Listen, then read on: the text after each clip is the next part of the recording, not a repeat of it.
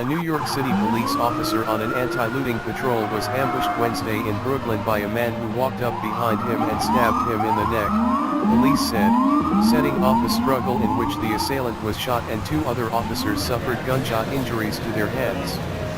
The bloodshed happened just before midnight in the hours after an 8 p.m. curfew that was intended to quell days of unrest over the death of George Floyd in Minnesota. All three injured officers were expected to recover. The man who attacked them was shot multiple times and was hospitalized in critical condition, said Police Commissioner Dermot Shea.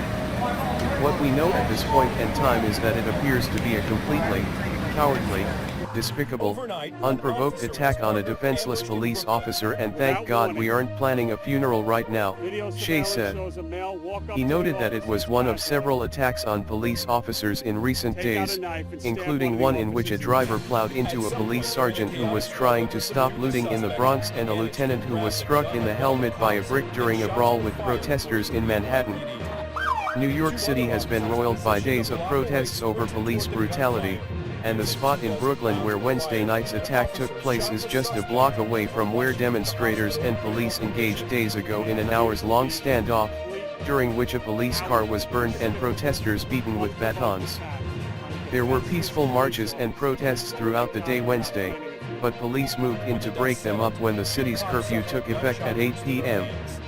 Mayor Bill de Blasio, who appeared with Shea outside the hospital where the officers were being treated, called it a very tough night and lauded the officers for their bravery.